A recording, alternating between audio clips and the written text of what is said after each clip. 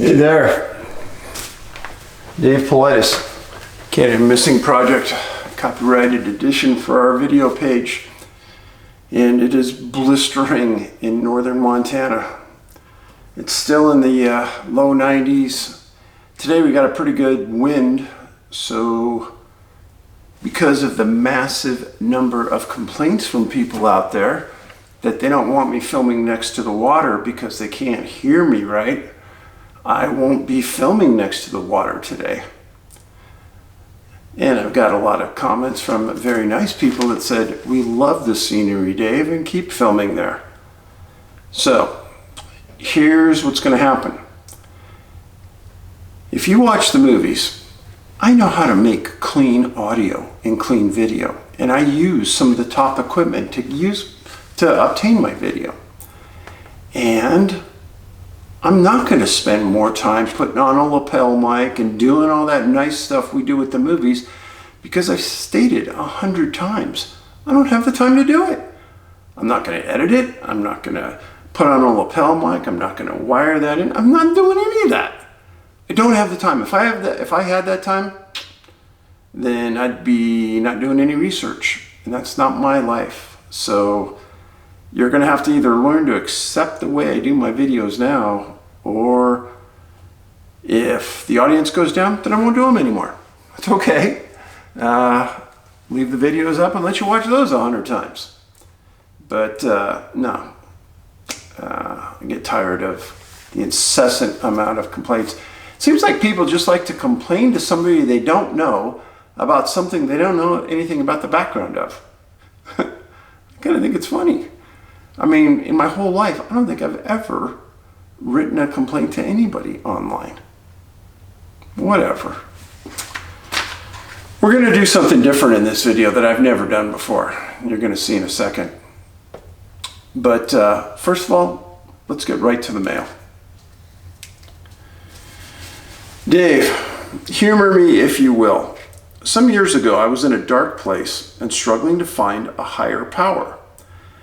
After reading some of Deepak Chopra's information, it hit me. Imagine, if you can, having never seen a television or hearing a radio before, ever. What might you think is happening to emit these pictures or the music? One may wonder, are those people or places in that TV box? Or there is a little band in the radio box? I don't know. Have to be a pretty small band of people. What else would explain it? Wouldn't one want to look in the boxes and investigate the origin of said images and music? Yeah. Now, if one did investigate, breaking it apart or a systematic disassembly of such things, what is found? Plastic, wires, solder, and circuit boards. There are no people in the TV, and there's no little band in the radio. If one wasn't careful, one might get shocked before disengaging the power, because they do operate using electricity. But if one hadn't seen a TV or heard a radio before, they may not comprehend what electricity does. Today we know what is taking place, do we not? The TV and the radio operate on electricity. They are receiving a signal. In the old analog days, the signal of a TV traveled through the air from a laser-based transmitter. Today, many TV signals travel from space. Today, AM and FM radio waves travel through the air, but we cannot see them because our eyes only pick up a very small band of silver or visible light. Now let us transition to the human being. Up to 60% of the human adult body is water. The brain and heart are composed of 73% water, and the lungs are about 83%. The skin contains 64% water. Muscles and kidneys are 79%. And even the bones are watery at 31%. Our cells are specialized to conduct electrical currents. Electricity is required for the nervous system to send signals through the body into the brain, making it possible for us to move, think, and feel. The human body is an electrical conductor, and the human brain is a transceiver. When the body ceases to function, where does that person go? The body is examined, opened up, and explored. What is found? Tissue, blood, bones, and muscle, etc. Where is the person who resided in the body? Not to mention, the human brain is still a relative mystery. Flex your imagination with me here. The brain is a transceiver. It is receiving a signal from a source, God, if you will, which interacts with its body's electrical composition animating that body. Who are we? And who we become is largely based on environmental and genetics. We are source incarnate in this three-dimensional world. When I die, I can no longer transceive or receive the signal source, like unplugging the TV. However, the source signal is still being transmitted. My brain just cannot receive it. Now, when one prays or meditates, the brain is transmitting back to source, interacting with you, if you will, a two-way communication. Another analogy. If I take a cup, dip it in the Flathead River, raise it out, do I not have part of the Flathead River in my cup? Is the river still flowing? The water in the cup is part of the river, yet a distinct individual part seemingly separate. Yet if I pour it back in the river, does it not become whole once more? Where did that little amount I had in the cup go? After death, the signal which animated me continues to transmit. Therefore, what was once me is now being transmitted to all. I become part of that river again, rather than what was in the cup. This helped me tremendously in my time of needing to understand a higher power. In closing, I do believe there is a correlation between the water involved in the missing and the water makeup of our own bodies, in addition to our inability to see beyond the light spectrum in our eyes that are limited. But I'm no scientist, I'm just a layman. May the source be with you, Dave. It was a great email, I thought. And it brings back some information that I constantly bring to you.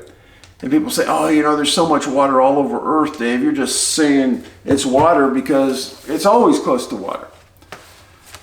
Now, if you really follow the stories that I give you, and if you really understand them, you'll see that a lot of these people are in, near, or very close to bodies of water. Very close. And the relationship didn't get past me or my fellow team members. If you only take a superfluous look at this topic, it is very hard to understand, and I get it. And I think that's one reason why mass media hasn't really touched it. Because when you even read a book, just one book, it's hard to grasp it all. Some of you are quick studies and have picked this up pretty well. And that's comforting. But there's also many of you that continue to question my credibility and integrity. And you think I'm making some stuff up. Or you think that I'm not telling you the whole truth and I know something that I haven't communicated to the public, which is completely garbage. I'll be honest with you all along this way. I'll feed you information. I've had people say, oh, he obviously thinks it's UFOs doing this. And then there's equally the same number of people on the other side, on the Bigfoot side, saying, oh, no, he knows it's Bigfoot. He's known it all along and he's just not saying it. What can I say? You're going to have to be the best judge of what is going on, not me. But I'm going to give you a little more light on that certain spectrum in a minute. One of the things I offered you months back was a little inside look into Skinwalker Ranch. It's on the History Channel every Tuesday night. And looking back on the last few episodes, let me comment. So Mr. Bigelow had a highly professional team on that ranch for years. And in some things they might have made some inroads, but in the vast majority of things they didn't make many inroads at all. And many of the things that they saw on that ranch were never told to the public because nobody would have believed it. They talked about, in George Knapp and Colm Kelleher's book, The Hunt for Skinwalker, a great book, a great book. George laid out that one night the investigators were overlooking a meadow, and this, almost like a window frame, opened on the horizon above the meadow.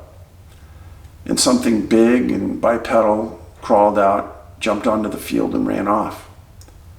Left large tracks, human-type tracks. And the best thing that they could think of is that they just saw a portal open up. So on this series of Skinwalker Ranch, they brought in a physicist named Travis. Having been around many academic types during my life, the vast majority of them are wholly infatuated with their academic achievements and their institution. And talking to the commoner like me or you would be quite beneath them. Or if they had to communicate with us, they'd let us know that they were much more educated than you and I. I don't get that feeling from Travis. I get the feeling that he's actually on a mission trying to understand. Now, a lot of people have written things, oh, you know, that series is all scripted. No, it's not. It's not scripted. Certain things they might be asked to say to sum up a segment or something. But no, they're talking off the cuff, most of them. And what you're seeing has happened before at that ranch. When Mr. Bigelow bought the ranch, in the deed, it said that he couldn't dig. And it was never understood why. But when it was purchased this time, it wasn't in the deed, apparently, because they are digging.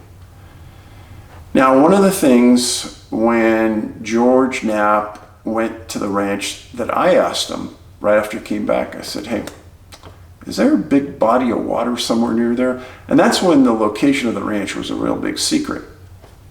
And he looked at me and he said, yeah, there is, like probably less than a mile away. There's a lake. I said, okay. Now, why did I ask that? Well, like I've told you, many of the cases that I investigate are around bodies of water. But in this instance, there's something called Unidentified Submerged Objects, USOs, instead of UFOs. And being somebody who's been a MUFON investigator for years and has read a lot about this topic, that a lot of things they see in the sky probably are being hidden in water. That's right, in water. And if you watch the releases coming out from 2004 and more recently about the Tic Tac UFOs that Commander David Fravor had seen when he was flying for the Nimitz group, they were on or in water. Yeah. That's why when I talked to Knapp about this, it intrigued me. Now, one of the things about this also, let me show you this. So, this is Skinwalker Ranch down here. This is Bottle Hollow Reservoir. They had a man on a couple episodes ago that talked about an underground water tunnel or something very similar that ran from the reservoir to the ranch because there was a high amount of water at this ranch area. He talked about it and he drew the dots, and then all of a sudden, bam, they stopped talking about it. And I haven't seen it brought up since. I'm thinking, why are you guys bringing it up and then not doing anything about it? Come on. They didn't touch it. I don't know why, but it bothered me. Now, another thing that is not talked about at all, and again, I have no idea why, and I know I'm not the sharpest knife in the drawer, obviously, but I've never heard anyone talk about this. But I'm going to give it to you. Right in the middle of the United States is Skinwalker Ranch. In the middle of the United States, I mean, it's equidistant from the Mexican border and the Canadian border. It's within miles. And if you couple that with the closest proximity to water, meaning the a big body of water, the Pacific Ocean, it's equidistance. Now, what's also in this area? Another huge body of salt water. That would be the Great Salt Lake. Not very far away. So, what's important about this? I think one of the most important things is proximity to the western U.S. Bruce McAvee, who was a physicist for the Navy for years, one of the smartest men I've ever had the pleasure of meeting, one of the most humble men. He's written a series of great books. You can find him on Amazon. Look him up. Bruce McAvee. One time we were sitting down when we were together. It was about a year and a half ago.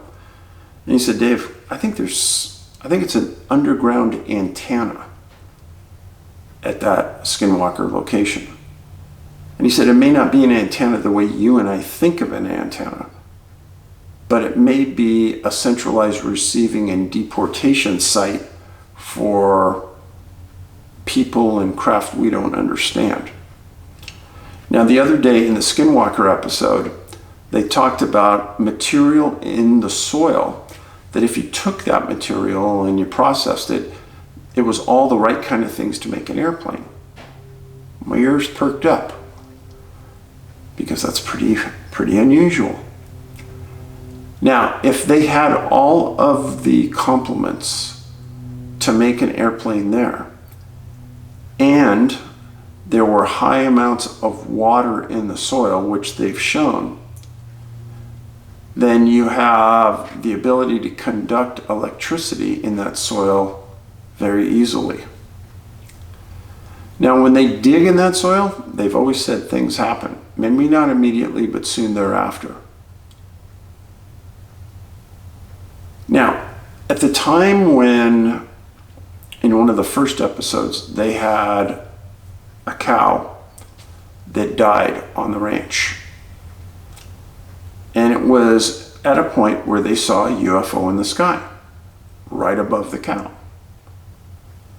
Now, you'd have to be a complete idiot not to at least entertain the possibility that that thing in the sky was related to the dead cow. And why would that cow suddenly go down? Now, they also brought in an underground, like a radar image device. And right at that area where the cow went down, there were some anomalies underground.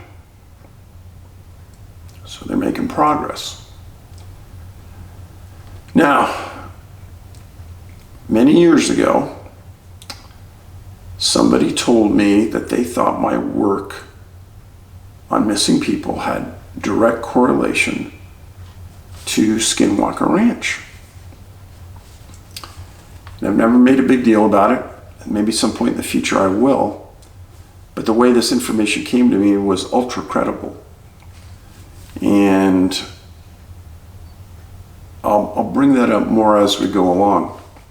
But that's one of the reasons why Skinwalker Ranch has gripped my attention hard. And I'm trying to understand where they're going with this. The new owner of the ranch, he's a real estate developer from Salt Lake City. And I like the fact that he's willing to go deep on this and try to turn over every bit of new evidence that he can find.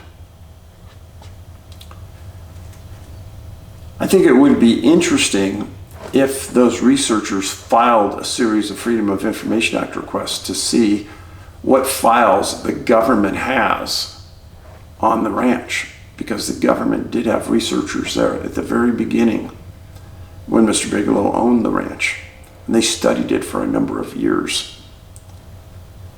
So think about this. A lot of people think, well, the government must have something to do with this, and they must know what's going on. Folks, I don't think they have a clue. Why would they be studying and sending people out to look at something if they had their hands in it? Why would they waste their time? I don't think they would. I think it's very confusing. And I don't believe we are the only country that is facing this. And if you look and you pay close attention to different news sources, you'll understand that other countries have had very similar experiences with these UFOs, Tic Tacs, whatever you want to call them, at different locations. There was an old story from Iran, back when the Shah was in charge of Iran, about a UFO encounter there with one of the military pilots. The more you go back in time, the more you'll find credible things. And remember this when I tell you. The first news stories that come out about anything are always the most credible. Because as time goes on, the story is about to twist and turn and start to corrupt your thoughts and to get you to think the way the government or the powers to be want you to think. And why is that important? It's super important to me because I know that some people just believe everything that they hear from certain news networks. It really is bothersome. Here's an example.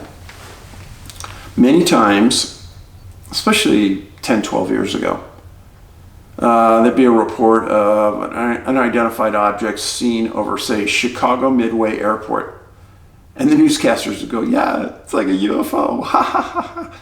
They make fun of it. And that subliminally and sometimes overtly tells you to laugh about it as well. Well, if they're not taking it seriously, then I shouldn't either. You know, those are smart people on TV. If it was really serious consequences, they wouldn't be laughing about it. Ha ha ha.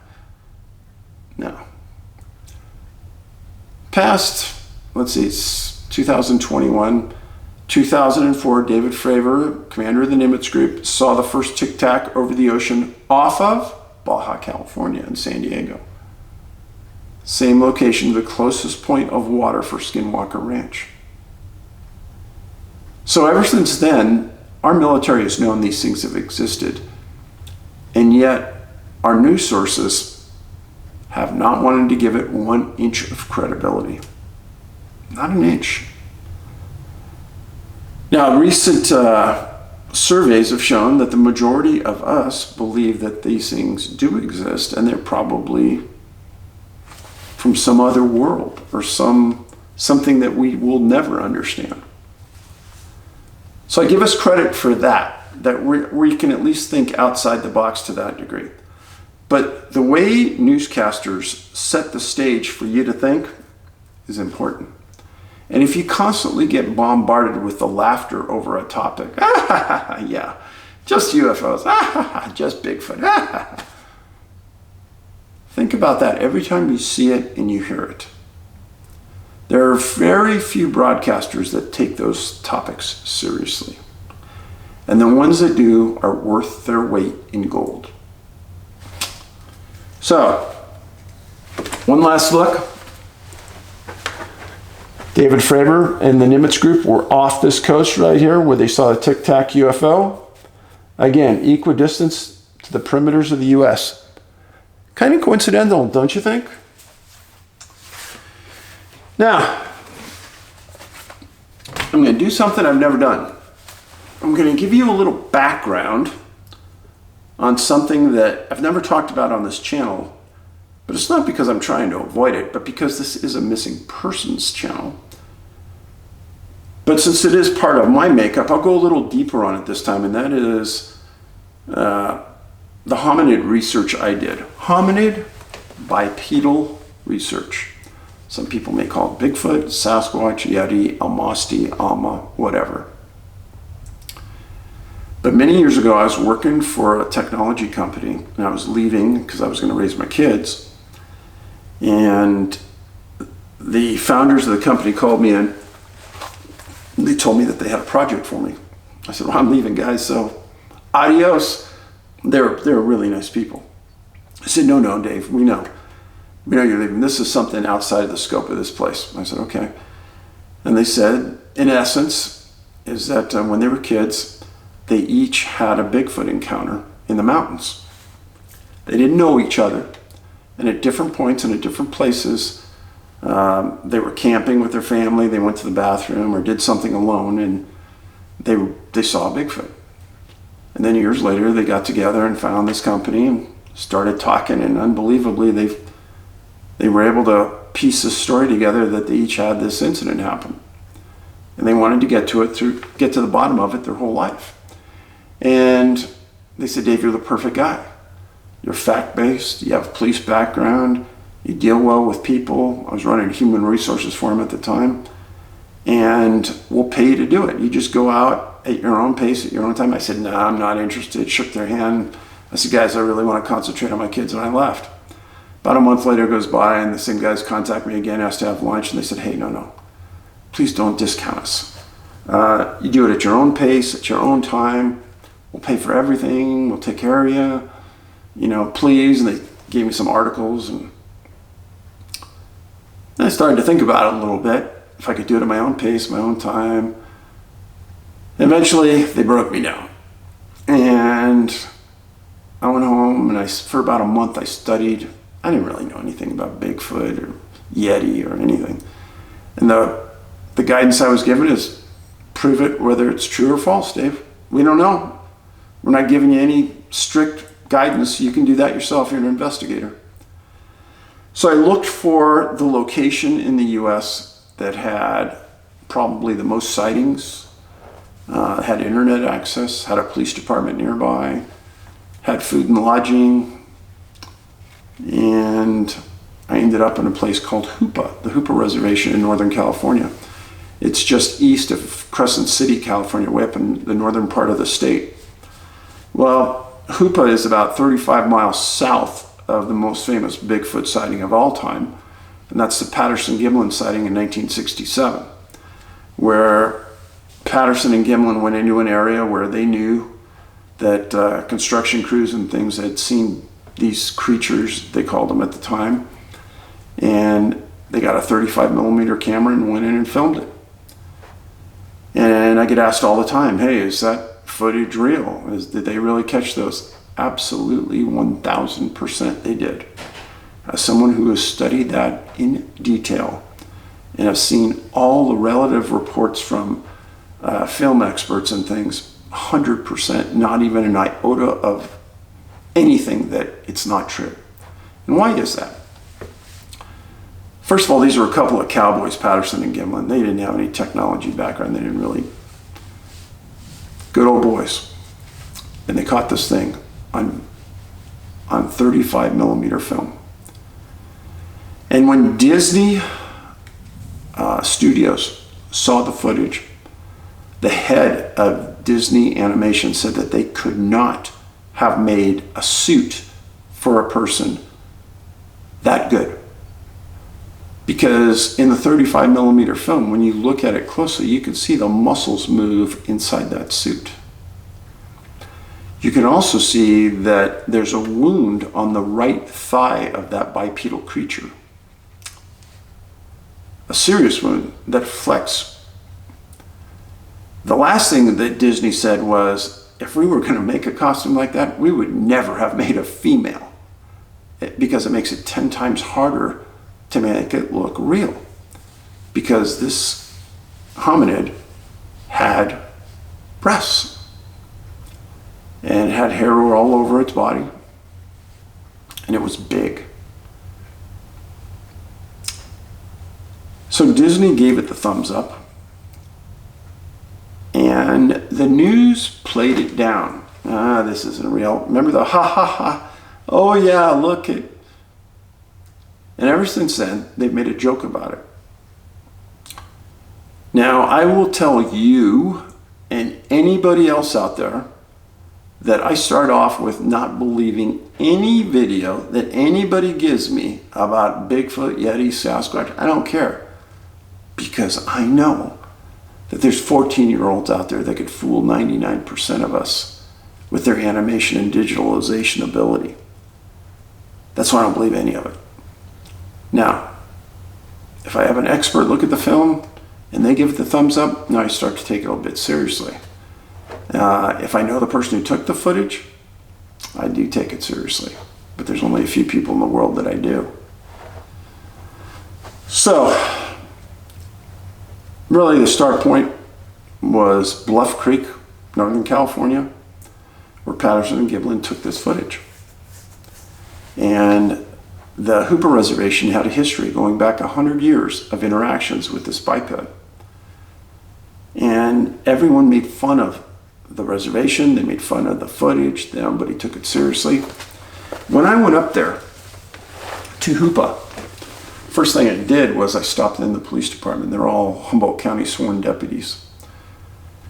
And I introduced myself and said why I was there. And right away, a couple of the guys said, Dave, thanks for coming, because most people don't take any of this seriously. And I asked to meet some elders up there that could talk to me. And they introduced me to them. And it probably saved me years of research, just that interaction and their trust of me.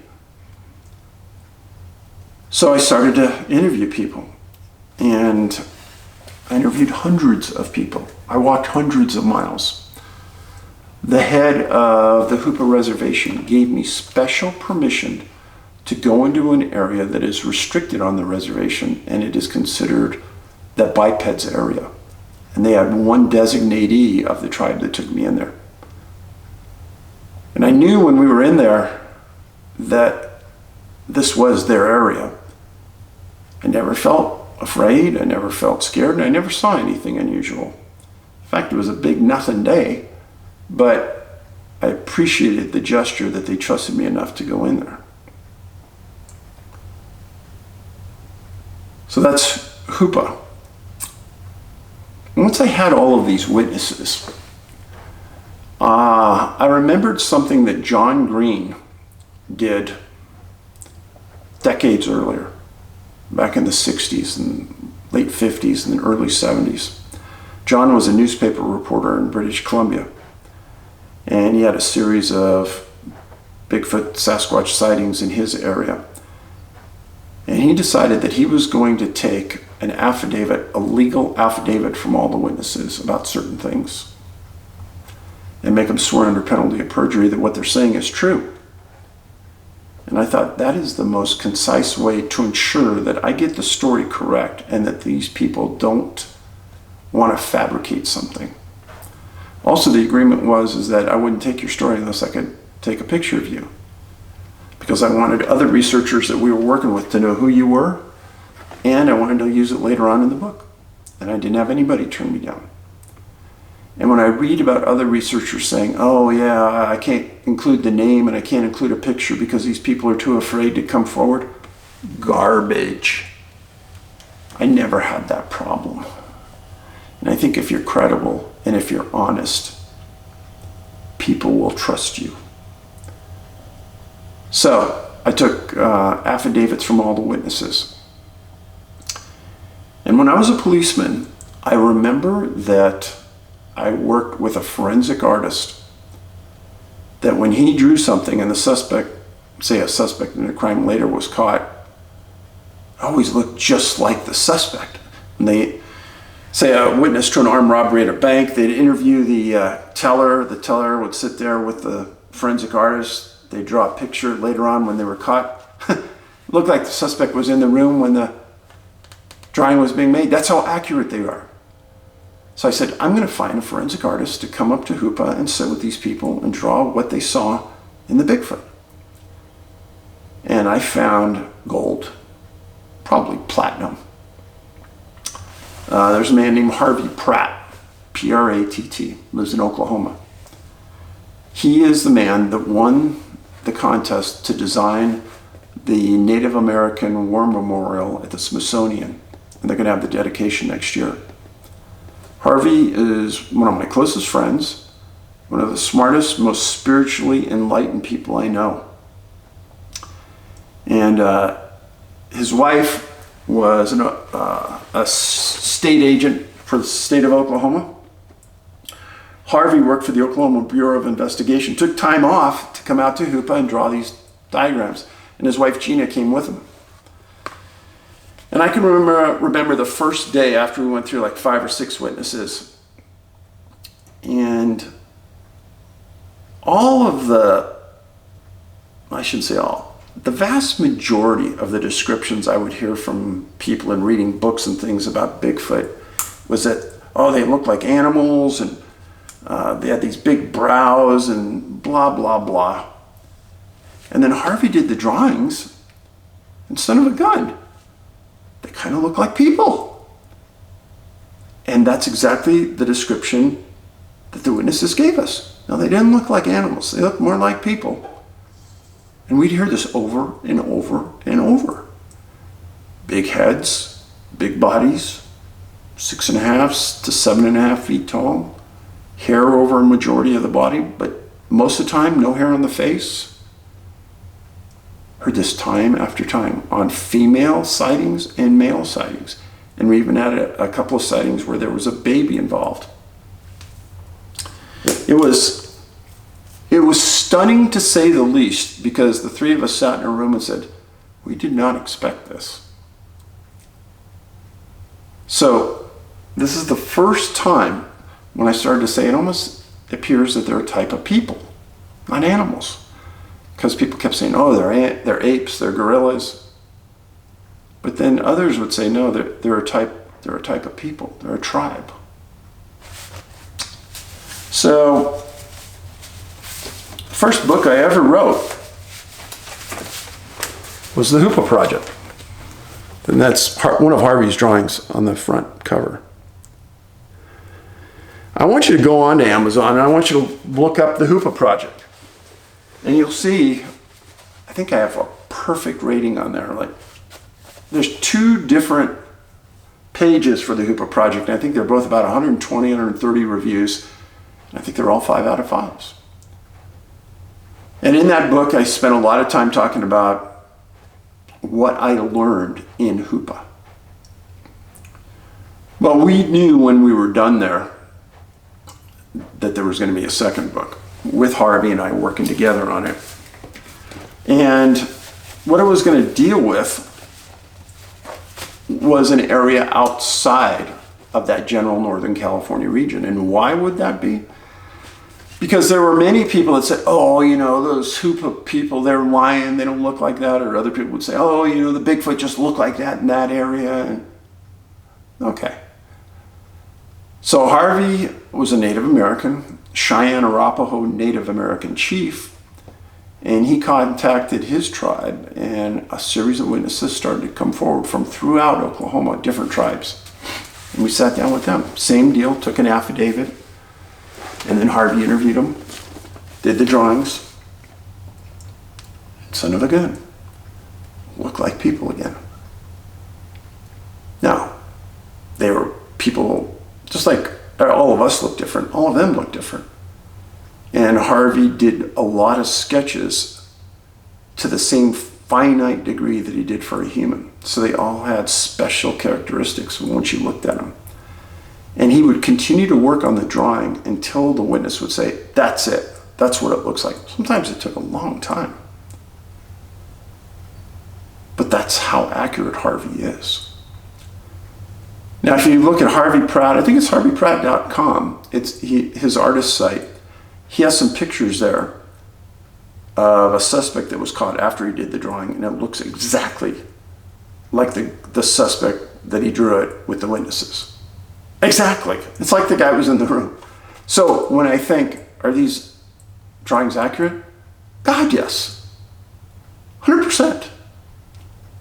And some people have demeaned him by saying, he just knows how to draw people, that's it. Well, then you haven't looked at Harvey's artwork. He draws some of the most amazing art in the world of everything you can imagine. Animals, people, landscapes. Come on. Don't believe what you hear all the time.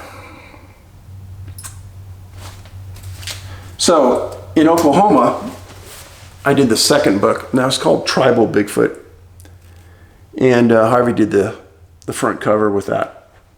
Now, and this one has outstanding reviews as well. What's interesting in this book is that I found an article in the Oregonian newspaper back in the 1940s. And the article talks about some hikers that were in the mountains of the Pacific Northwest, and they had rocks thrown at them by these big hairy creatures. They went in and told the sheriff, and the sheriff was getting a posse together to go out and kill them. And 3 different tribes got together and held a press conference that was covered by the newspaper. And what the tribes said was that not to go out and not to bother them. They won't hurt anybody. They are a tribe of people that look entirely different than us. And they have their own language and their own special abilities. They can mimic anything in the world. And certain tribes can trade with them, but you don't cross them. Wow. They said that they're a tribe of people. Their own language. Catch that? Now, when I put that in the book, that article, I thought the whole time, why in the heck, out of the hundreds of books written about Bigfoot, why hasn't this article been brought front page center? And I was quickly told by others why. Because it doesn't fit the paradigm they want you to believe. And they push that paradigm hard. That it's an ape or it's a gorilla. It's not really human. It's a stupid thing. Well, if it was an ape or a gorilla, don't you think we would have caught it by now? Would have drug one into a rural city at one point? I think so. There's a lot more to Bigfoot than our society wants you to know. And there's a lot of TV shows that make fun of the Native Americans and their viewpoint about the biped. But if you're going to study something, you study the people that have spent the most time around it.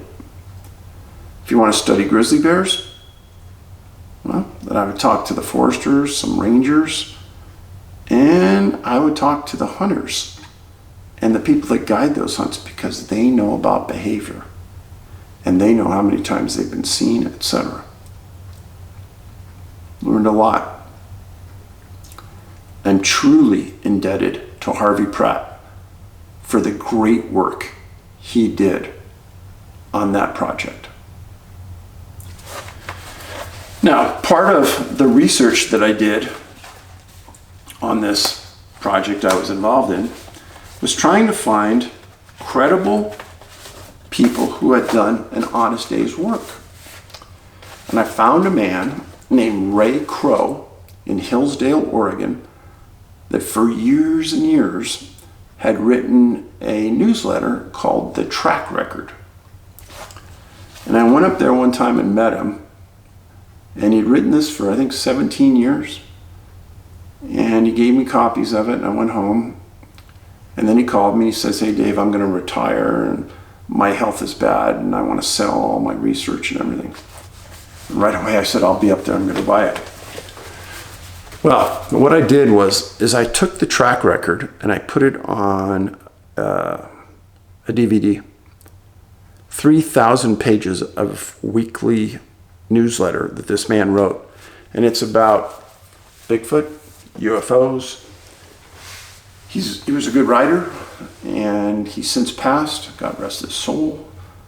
And I found his work very credible. He wasn't opinionated. He wrote what he heard from others. He always said to keep your spectacles on when reading it, because he didn't want to imply that someone was telling the truth or someone was lying. And I've continually gone back to this many times. It took me 4 months to make an index. I think it's like 60 pages long, so you can kind of weave your way through what you want to know. I think that's one of the most valuable things in it. But so from there, I started to push my way harder towards DNA in Bigfoot. And why would that be? It was also puzzling to me that there were people in the academic circle that claimed that they were in that Bigfoot circle, but they weren't getting any DNA. They weren't even trying. Now, why would that be? Puzzling, to say the best. So I contacted a series of researchers. We started working together, and we developed a way where we took packaging tape, clear packaging tape, turned it inside out so it was sticky side out around trees, and put something in the fork of a tree. What worked real well was McDonald's pancakes. And when the biped leaned against the tree, the sticky tape would pull out hair follicles. And the follicle itself is where the DNA was at. And myself and another researcher went on coast to coast, and we asked for samples from other people. We were looking for blood, saliva, things like that, and we got it. 110 samples, nuclear or mitochondrial. We're in the Bigfoot DNA study. If you go to our website, anybigfootsearch.com, and you look under the DNA, it'll give you all the directions on where to go and how to search. But yeah, we got nuclear and we got mitochondrial DNA that was completely unique to anything in the world. And before we put it in for DNA testing, we had a hair and fiber sample expert look at the hairs to determine if they were bare or whatever, because hair and fiber experts have every hair in the world categorized. They can look at it under a microscope and immediately tell what it is. Well, if it was bare, we're not sending it for DNA. But if it was something else, we did. And I could teach a 12-year-old in about an hour how to identify Bigfoot hair. It's that easy. Different than anything else in the world. Now, why doesn't anybody else do that? First, vet the hair to make sure you have the right kind before you send it on for DNA testing. Nobody else does that. Just like no other researchers in the world will use an FBI-trained forensic artist to draw their Bigfoot. Why is that? Because they're trying to push a false agenda. Remember that. False agenda. It's not that hard to get DNA. We got, like I said, 110 samples in less than 6 months. Yet nobody else has ever replicated it or tried or attempted to. Why? Because they know our study is solid. So at about this time where the DNA was starting to go public, and there was a solid team of us there, I started to pull away from the entire Bigfoot world. I didn't want anything to do with it. There's a lot of very, very mean, angry people in that world. 99% of the people that call themselves Bigfoot researchers do not do research. It's a hobby, and they're afraid to say it's a hobby. They're doing research. If you're doing research, then let's see some results. Let's see what you're studying. Let's see your momentum. Let's see what's the unique angle you have. Going into the woods and pounding on a tree is not research.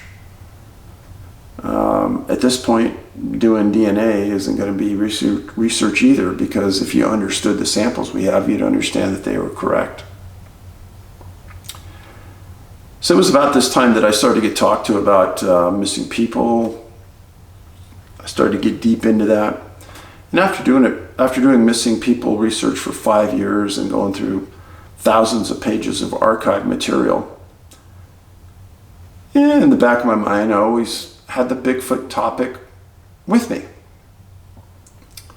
And some of these old archive newspapers from around the world, I'd see articles about Big Hairy Man, or Big Hairy Giant, or Hairy Bipedal Creature. I just started cutting out the articles and put them in this big folder. It became big. And then a couple years ago, I said, you know what I'm going to do? I'm going to make a book of nothing but these old articles. And they started in the 1600s. And when you think about articles that are 200-300 years old, 400 years old, what agenda were they trying to push then? Or was there any agenda? Were they just telling the truth?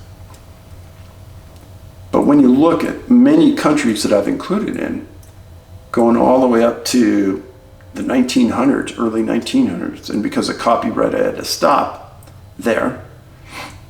But the reality is, there is no other book that I have ever seen that is more convincing that these bipedal individuals exist all over the world than what I put together. It's a big book. It's quite a bit bigger than my Missing 411 books.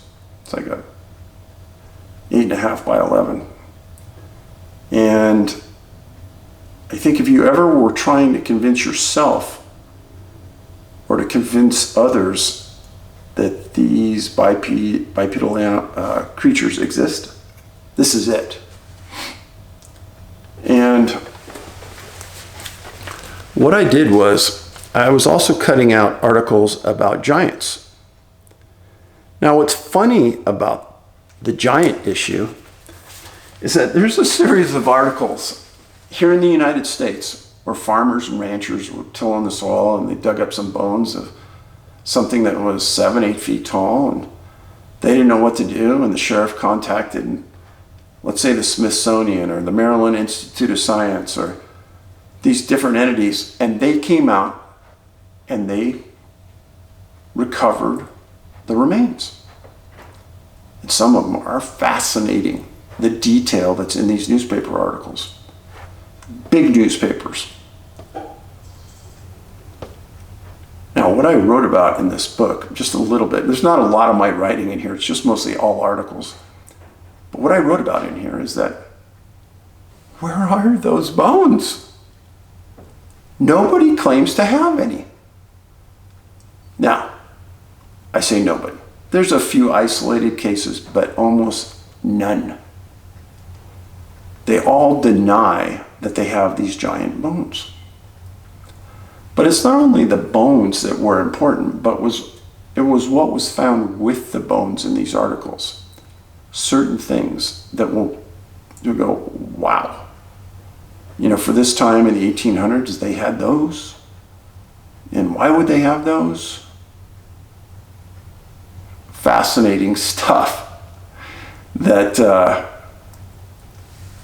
I included in this Bigfoot, wild men, and giants. So wild men, in a lot of countries, they would call Bigfoot wild men because in other countries they believed that they were humans, but they were like wild, hairy, huge. And then the other question that came up multiple times was, were these giant bones that were found related to Bigfoot Sasquatch? And the reason they disappeared is because our government doesn't want to acknowledge it.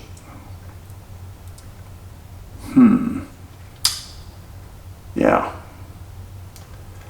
So, I know a lot of you may want to think that I'm just absolutely nuts now because I spent a good portion of my life studying that. That's fine. But you know something? Until you've dove into the material like I did and vetted the credible from the incredible and the lies from the non-lies, then you start to come to a place where you're comfortable with it. When I first started to do this, my kids were real young and they weren't comfortable with the topic and they didn't want to be associated with it. And as Ben got older, he started to read tons, and he read everything you could imagine about Bigfoot. I can remember one day when he was at USC, he said, "Dad, you were right all along. It exists. It's a human." Wow. He was stunned. But he believed 100%. back in his first year at Miami over the summer, he started to show a little interest. He goes, "Hey, Dad, let's take a weekend trip or something." So we went up to Bluff Creek, and we walked right up the middle of Bluff Creek, right to the film location. And I have some pictures of Ben just standing in the middle of the creek with a big walking stick, smiling. Great picture. But it was that moment when he said that was big to me. Why was it big? As I've said before, he's one of the smartest young men I've ever met. And he didn't make a rash judgment later in his life about things. He really was a hard thinker.